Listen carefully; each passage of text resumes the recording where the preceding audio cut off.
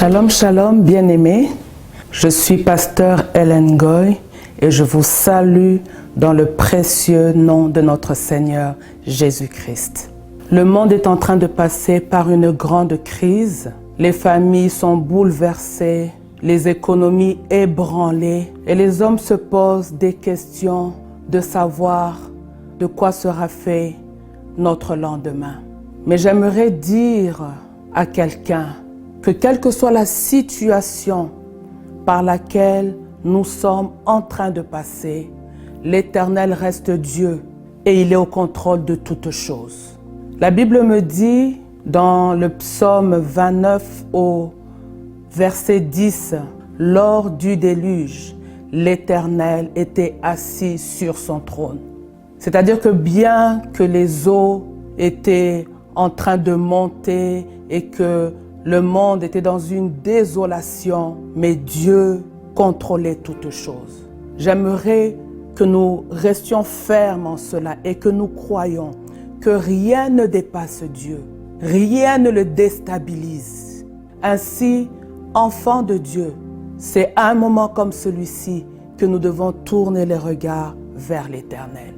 Ainsi, pour tous ceux d'entre vous qui ont été dérangés, la maladie est entrée dans votre maison et vous avez eu un cas d'une personne peut-être à l'hôpital ou encore en quarantaine à la maison. Je sais que ça n'a pas été facile et pour certains, peut-être que jusque maintenant, la situation continue.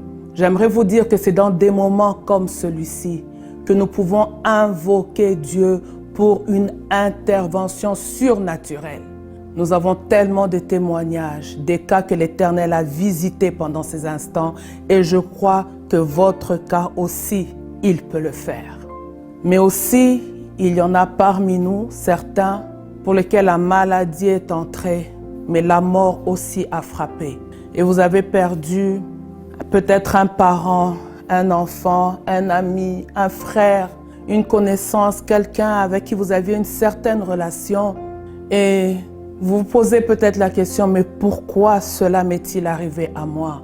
J'aimerais vous dire, bien-aimés, dans des moments comme celui-ci, nous ne posons pas beaucoup de questions, mais nous rendons à Dieu des actions de grâce. Et ce que je sais, ce que je crois, parce que c'est ce que la Bible dit, l'Éternel est le Dieu de toute consolation. Il est capable de vous consoler, il est capable de vous restaurer, de vous donner la force. Ainsi, bien-aimés, levons-nous. Il y a encore du chemin à faire. La route est encore longue au-devant de nous. Et l'Éternel veut encore nous utiliser pour sa gloire. Ainsi, je veux profiter de cette occasion pour dire à nos bien-aimées, servantes de Dieu, épouses de pasteurs, femmes pasteurs de Montréal, mais aussi des environs, que à cause de cette situation, de cette pandémie, nous voulons considérer les directives données par le gouvernement et la direction de la santé publique. Et pour cela, le petit déjeuner de communion à Montréal, qui était prévu pour le 30 mai, est reporté à une date ultérieure. Et très bientôt, nous reviendrons vers vous pour vous donner des plus amples précisions.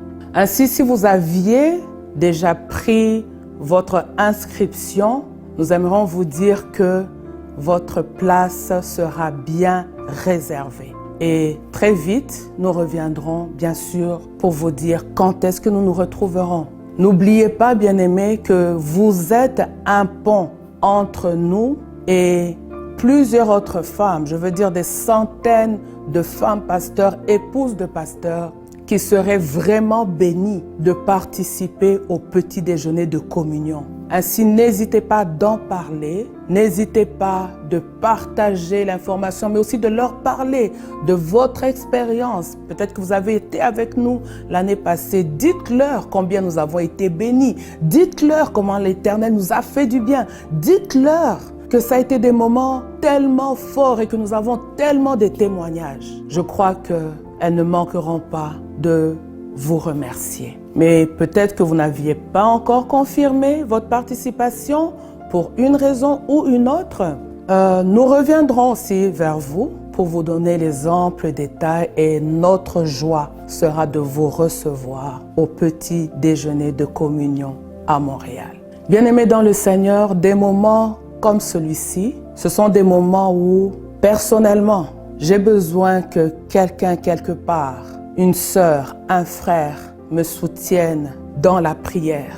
La Bible ne dit-elle pas « Exhortez-vous les uns les autres, priez les uns pour les autres ». J'ai besoin de la prière de quelqu'un, mais vous avez aussi besoin de la prière de quelqu'un quelque part. Voilà pourquoi ce sont des bons moments pour nous accorder et prier les uns pour les autres. Je crois que par la grâce de Dieu, nous nous retrouverons très bientôt. Mais d'ici là, ma prière et le vœu de mon cœur, c'est que l'Éternel vous garde, que l'Éternel vous bénisse, qu'il vous fasse du bien, qu'il vous fortifie, que vous soyez en bonne santé. Et je crois qu'il le fera et qu'ensemble, nous nous retrouverons pour témoigner de sa grandeur, de sa fidélité et de sa toute-puissance. Que l'Éternel vous bénisse. Shalom, shalom. Il me préserve et il combat pour moi, il me relève.